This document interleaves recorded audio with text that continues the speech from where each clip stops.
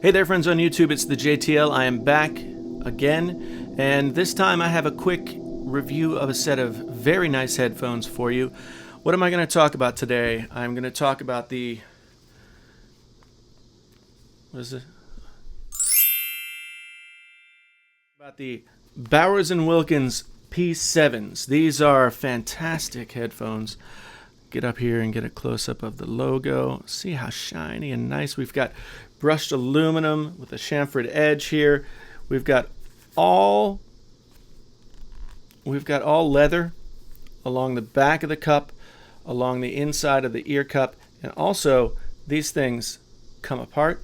So you see here we've got a cover on the windscreen or on the ear cup screen, and then in here we have a speaker with a grill over top. Now, according to Bowers & Wilkins, this design gives you a sense of more of a speaker than a headphone speaker. It's more of a regular driver than a headphone speaker. And I will say that they are very, very nice and recreate audio in quite a satisfying way. There's leather and stitching across the headband here, all very nice as well. And all chrome alloy here, and these do bend in, and for traveling they do come with a little travel purse. I call it a purse because it looks more like a little makeup purse than an actual headphone case, but hey, this is high quality material. Even the headphone cable with the controls, this is metal. So again, that's very nice. And yeah, you can actually change these. You can change the cables. They do come out, so you can see right here. Pops out, and then it's just got a really small 2.5 millimeter jack in there. These ear cup pads are mounted with magnetism, so they do a great job of sticking on there. Now, these are a premium style headphone, people on YouTube. They retail for about $399, which is, in layman's terms, $400. $400 is a lot of money to spend on a set of headphones. Do these rank up there to deserve that price point? I'm going to say yes, but with a couple of caveats. Now, I've had these for a few months now, and I've used them on and off, and I've gone back and forth between these. Sure, what are they? SRH 840s. I like them quite a bit. They are nice and comfortable. Some people say they're heavy. They are not heavy to me. These are a little bit heavier to me than the Sures. The ear cups have this square shape to them, right?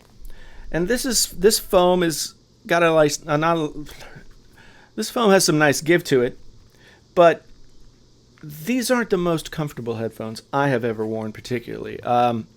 My ears do fit inside the cups, but the clamp force of the headphones has not loosened to my preference in the few months that I've had them and worn them.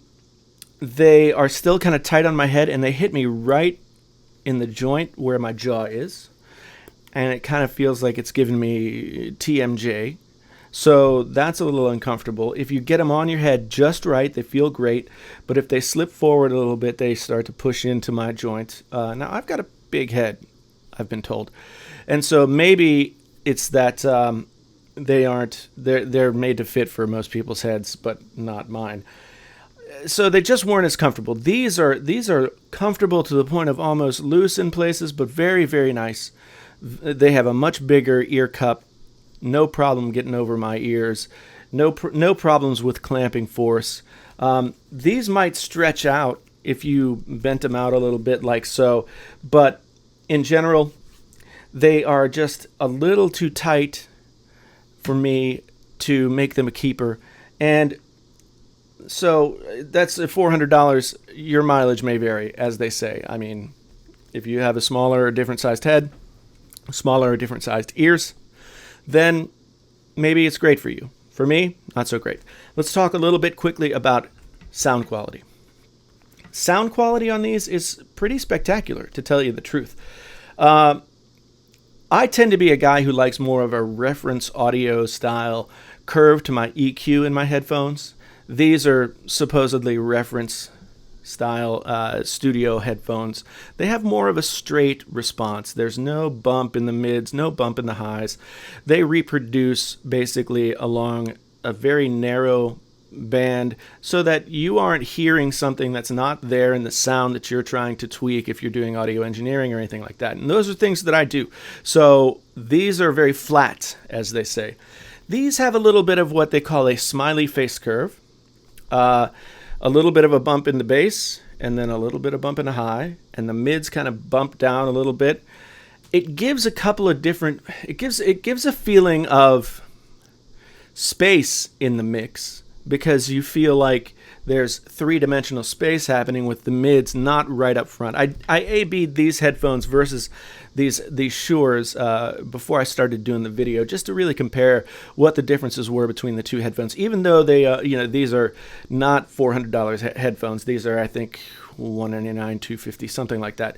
These are more for, I guess, travel. They have a shorter cable, and they've got the mic controls and that kind of thing. So these are more of an on-the-go headphone, although I would recommend them be on-the-go headphones in the wintertime or in the fall or early spring, because wearing these in the summertime like it is right now, all leather, it's guaranteed to make a stanky, sweaty mess of you and your headphones. So I tend to wear the Bowers & Wilkins C5 in-ear monitor headphones, which I like a great deal and have had for quite a while now. I was hoping that I would love the P7s as much as I loved the C5s. The C5s aren't by any means a perfect headphone. I'm not a huge fan of in-the-ear monitors in the sense that I'm not looking for great audio quality. I'm not looking for, absolute pristine reproduction from a pair of in-ear monitors. I'm looking for something I can stick in my ears and go to work. Anyway, back to the P7. It's got that smiley face curve. It does pronounce the bass a little bit more than what I prefer, but it's not as pronounced as some of the more mass market headphones like the Beats and the Souls and all those things. Those things are meant to produce a really pleasing sound, a lot of thumping bass, some crispy crisp highs, that kind of thing. These are more subdued. They're more adult headphones, I guess I would say. The whole package screams adult. The whole package screams, these are the last headphones you're going to have to buy if they suit you. So that's what I think is really pretty nice about these. Everything about them is quality. And the sound reproduction is fantastic. Ultimately, I don't think they're the headphones for me, but that doesn't mean they won't be the headphones for you. So my recommendation is, if you've got the money to spend, if you feel like having super premium quality headphones, and you're looking to get into the higher end levels of headphone purchasing, the Bowers & Wilkins P7 are by far one of your better choices in what I've tried out. So I'll give them a thumbs up, even though they're not for me, and tell you to go ahead and check them out. Until the next time, thanks for listening. Please hit the subscribe button. Please like this video. Drop me a comment. Let me know what you think of this or anything else. And I will talk to you again soon. Bowers & Wilkins P7. Go check them out at your local high-end audio retailers. Until then, I'm the JTL, and I am out.